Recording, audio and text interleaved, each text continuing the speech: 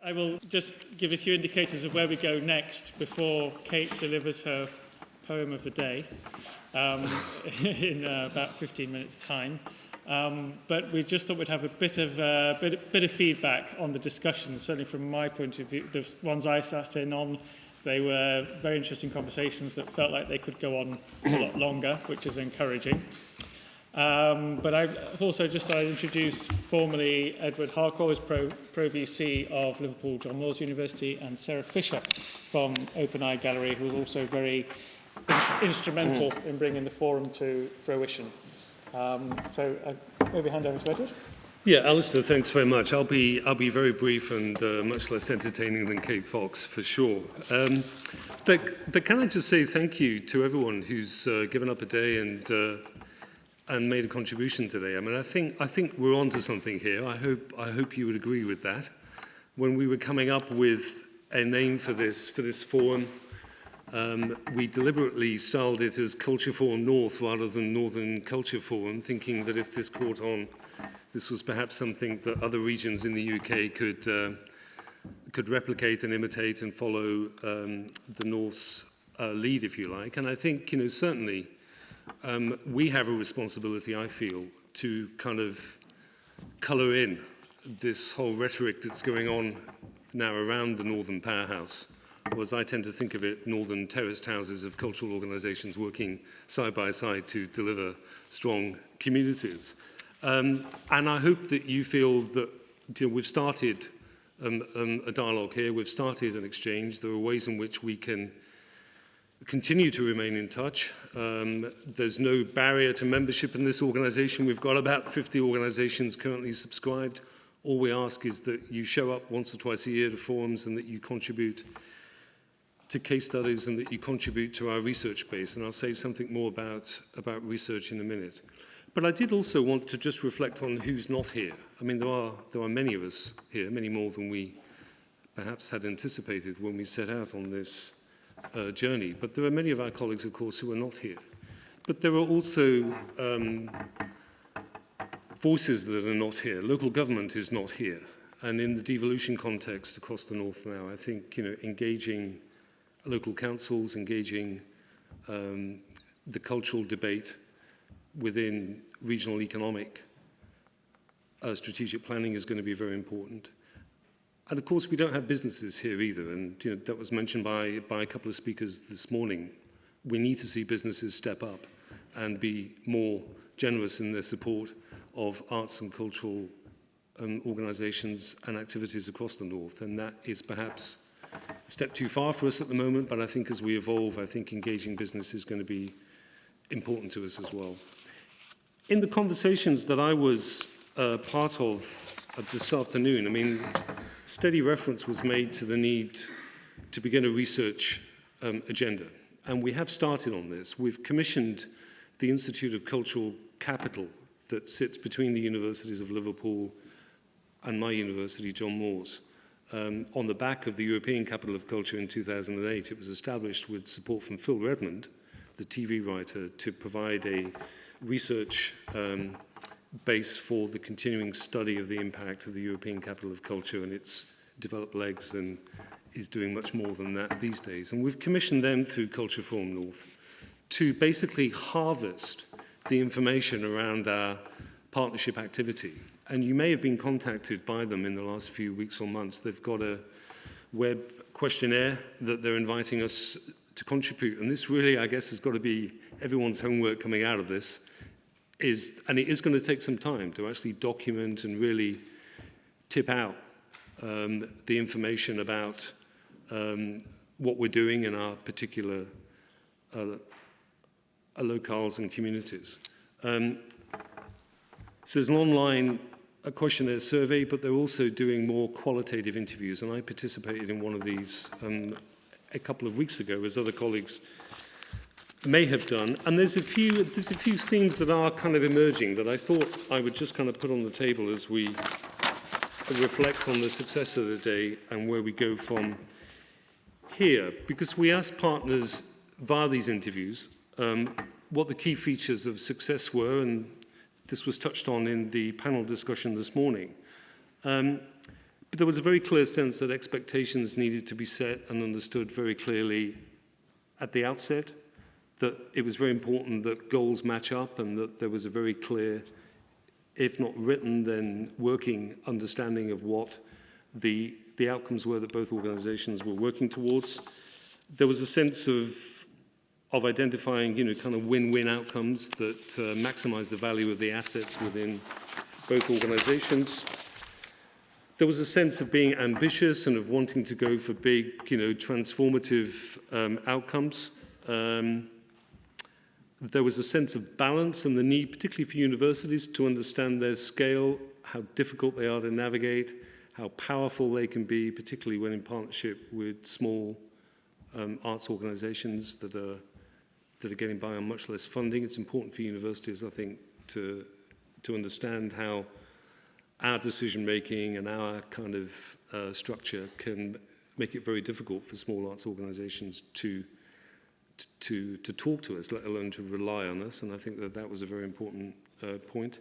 And then there was the point made this morning, I think, by Andrew Thompson about sustainability and making sure that we have that very firmly in our sights going forward. So these are a few of the themes that are coming out of the qualitative interviews, but it is really important that we start to document the type, the scale, the volume of collaborative activity now going on. And you see, I think there's a wordle up above me that is capturing a few of the themes that are coming forward from this research. And that's something that both Alistair and I would really encourage you to make some time to engage with. You'll be hearing from us next week as a follow-up to the forum, and we encourage you to engage in that piece of research. In terms of what the forum could be going forward, I mean, as I say, we have a website, we have some presence now on social media, we need to get a LinkedIn network, I think, established. We need to maybe tap into subject interest groups that exist around research councils and so on. And there are other ways, I think, in which we can now look to develop a bit more traction within the network. What we're not intending to become, though, is a lobbying organisation. We've got Harriet here from the Creative Industries Federation, who are doing a great job now of representing the sector within government. And I don't think that that's what we immediately see our purpose as being. We need to shout about what we're doing. We need to get it better understood. We need to share practice and understand what works and what can work effectively. And we need to discover the greater wealth of collaborative possibilities that exist within our midst. And those, to me, strike me as being the immediate priorities that we have and opportunities that we have immediately going forward.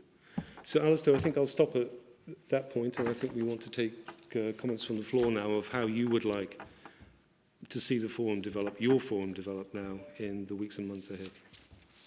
Yeah, I think we just have, if there's any, just a couple of minutes of any comments or suggestions of what we might add. But I would also just add that I think in the next symposium, what we'll do is start to plan more focused days around some of the core subject areas. So around research, around civic engagement, and around skills development. But if there are other things that people want to bring forward, you can speak now or by email or in written format later on. We do have a roving mic, I believe, if one is needed. While the mic's going around, maybe Sarah, who was really the kind of prime mover of this network coming together, we should acknowledge. Perhaps Sarah, you'd like to reflect. Yeah, I mean, I think there's a few things. I think there's great opportunity across the North. Because we don't have an audit of what the current partnerships are, some of the opportunities that we could have to add value across the North, we haven't taken forward yet. So I know that there's a lot of work in particular areas, like, for instance, there's quite a lot of really interesting projects in different ways with different art forms dealing with things, sort of health issues like dementia and other types of health issues or things within the health sector.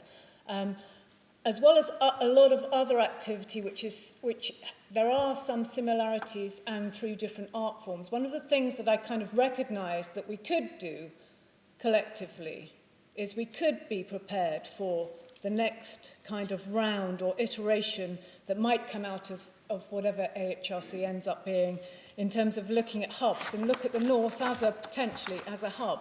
We could look at, as Edward said, subject specialist networks across the North. We could look at knowledge exchange across the North.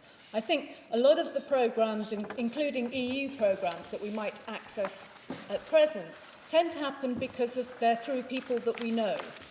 Actually, not necessarily because the best partnerships are coming together to put in the best possible bids. And a lot of that is because we don't share knowledge, but we have some very, very strong partnerships across the North. A lot of what's happened today, and actually some people that aren't here, suggest to me, and actually going around the country and talking to the Arts Council in different regions, I recognise that there's a lot of strengths. We're a little bit ahead, perhaps, in the North in terms of our partnerships.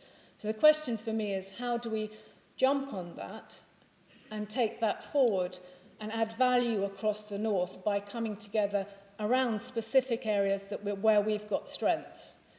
So I'm going to kind of just add to the weight, in fact, to what Edward was saying about participating in the audit, because that's the starting point, understanding what's there on the ground. And then I think the next, as was suggested by Alistair, is looking at the particular areas that we feel that we can take forward and having individual meetings about.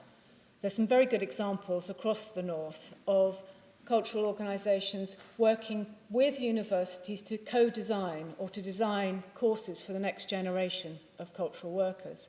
Again, perhaps we don't share enough around those examples, and other universities that might want to take up the mantle of working more closely with cultural organisations to design courses that are kind of fit for the future. So I think there's lots of things that we could do collectively. And I'm hoping that all of you that aren't already members of Culture Forum North will immediately go home and join, and also participate in the audit so that we've got a really strong sense of what we're currently doing. Okay. If there are no further comments, I think we have a poet waiting in the wings, but I just wanted to say before we close, thank you all for coming. It's really encouraging to see so many people. Please continue to take an interest and support and contribute. But I also did want to say a very big thank you to Leslie, Sue and Alice, who've helped put this day together. Edward and I have just been sort of pushed to the front as a kind of a veneer of authority or something, but they've done all the work to put this day together. So thank you very much to them, and also to...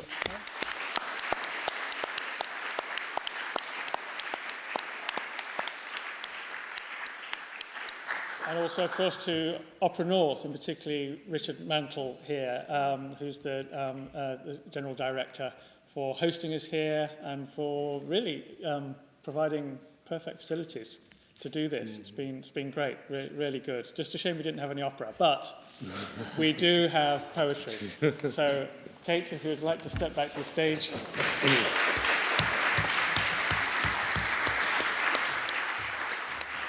Actually, I can hear a musical of some sort rehearsing on the main stage.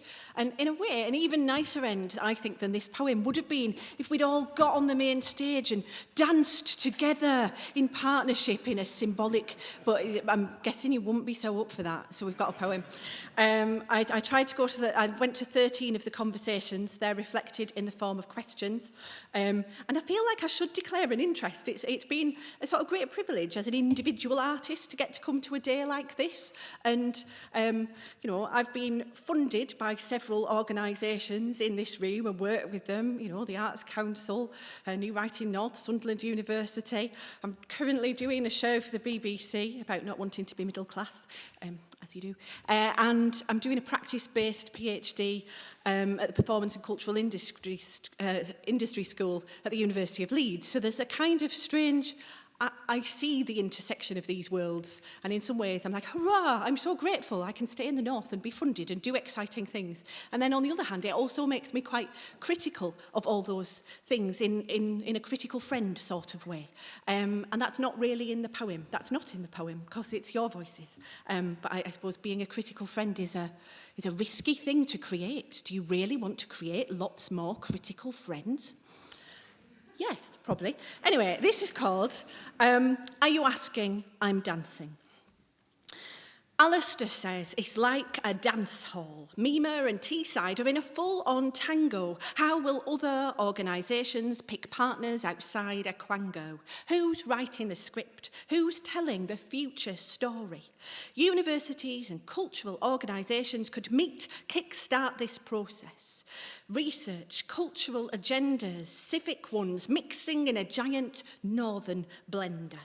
Peter Bazalgette reiterates it's a dating bureau, but with fewer potentially dodgy Sun headlines. Partnership is what the Arts Council always has to do. Now it's time for everyone else to work together to increase their educational and maybe economic revenue. Placemaking, Sunderland, Teesside, Liverpool, John Moores universities, from helping turn venues round to finding common ground. Sheffield, Hallam, Bradford, Leeds, festivals, Newcastle and Northumbria, crossing the arts and higher education line, helping give their students jobs, rich cultural experiences and a good time, and improving the national conversation. Increasing choices and taking up Baz's challenge to increase the diversity of voices. Then, Mansfield Town shareholder, and Chief Executive of the AHRC, Professor Andrew Thompson, is a man with a riveting read of a research plan. Partnerships can help them crystallise the case they're making. Universities, that is, for investment in creativity undertakings. What place can research play? How can it add to what arts and cultural organisations do? And learn in return. The research journey, of course, isn't just one way. Can risk, serendipity, uncharted territory have a part to play? Unblock the skills pipeline. Recognise the opportunities of diversity's creative case. Use partnership to step up that pace. Then the BBC's Pat Connor with an advert for their programming partnerships.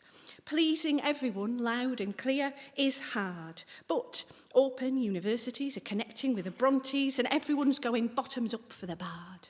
From sports to the educational micro-bit, they're definitely, totally in the market for more partnerships and relationships. After moving to Salford, truly embedding in a northern place, live events, meeting people face to face, deliberately high profile, listening to authentic local voices, building local pride from the Great North Passion to Six Musics Festival, get inspired to see BBs, getting real live northerners on side, providing new pathways to employment, opening up non-traditional routes, hoping to bloom beyond partnership shoots with Salford University. Then Jane Tarr hosts a panel, asks what is resilience? It's not the same as success. It looks to the future, to what's to come. It links up with new people in new ways, becoming more than the parts in the sum. And these are the conversations questions. Do different sectors speak the same language? No, it's not the conversations thing. Hang on. Do different sectors speak the same language? Can they crack each other's codes? Trust each other to risk together and meet at newly created nodes? Can we try out entirely new dances when there's less money around for taking new chances? Offend the Daily Mail, Baz says. Make the new mainstream. Build those new romances. How can we get businesses on board? Articulate a new vision. Get business leaders to say why investing in their community is part of their civic responsibility. How can overlooked towns get a voice? Will concentrated resources even out when bigger cities and louder voices are the ones with all the clout? Then the discussion groups, sort of speed dating, though there's no quick couplings in this beginning of ruminating. Big questions like, what is knowledge? How do you work with universities when they're always in flux and change? How do you get to grips with agendas and languages and conventions which might seem strange? How do big organisations work with little ones and vice versa? How do we afford this stuff when the financial situation's getting worse and worse? I have to say the person who asked that question didn't do it with that bad grammar. It was just for the rhyming. Good grammar happened all day. How do you keep creative students? Does it take a lot of passion to collaborate? Is it just a short-term fling, or can it move beyond the date? How important are shared values? How relevant is a northern context in which much fewer students now pursue creative careers? How far is this both a challenge and opportunity? How can we diversify our speaking voices and our listening ears? Are our sector's aims maybe actually the same? Who is the right person to talk to? Could there be a university partnerships open day? Never mind retaining talent, how do you identify it in the first place? In communities or schools? Does it have to go to London? Can it afford to even get there? How does anyone understand the dark arts of university decision-making? Is access really fair? Does framing some of these partnerships as contributing to student experience, research and teaching help when you're showing those who make the decisions the breadth of students you are reaching? How do you make that right match? Is open dialogue really possible? Is it the way? Are leaders up for it? Has there been enough time to unpack all this in just the one day? How do we find an open door? Should we learn something from the plot of Game of Thrones? Is it okay to let our worries out, or will they be perceived as pointless critical moans? Is a memorandum of understanding official enough, or do you need agreements which are more robust and tough? How can a university partner with a cultural consortium to access Euro cash? How do you embed a university in a gallery beyond short-lived studentships? How does the cultural sector get a voice in the Northern Powerhouse? Does it require using the language of the economic agenda? Could artists' voices be added productively into the blender? Should practitioners be bigger self-starters? Can there be too many networks in a city? Are we more homogenous than we look? If we're not, is that a pity? And overall, when it comes to this stuff, a huge question is whose responsibility? How do we widen these conversations, scale up and scale down the collaborations? Can we be a northern row of terraced houses? Who's not here, and how's this affecting the conversation?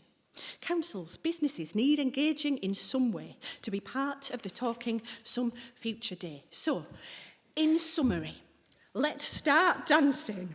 In summary of the summary, take our backs from off the wall, learn new steps, risk a boogie in the Cultural Forum North Dance Hall, form communities of interest, research, take a punt. Don't be too concerned that government policies can sometimes be unhelpful.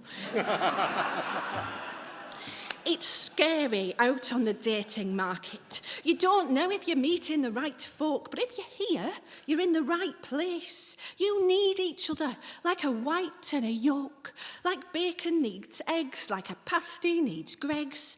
Though sometimes it's about breaking up the expected binaries and duet.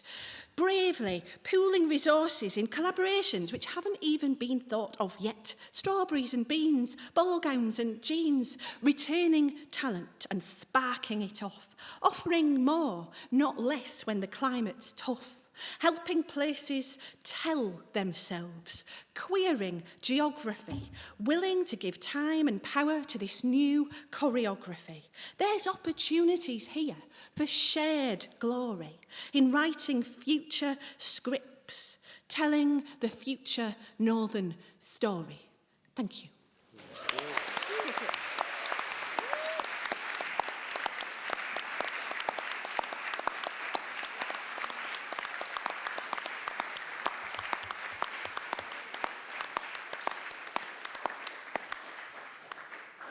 Thank you, Kate. I think you've earned a northern glass of wine, as you all have. Thank you very much for coming. See you next time.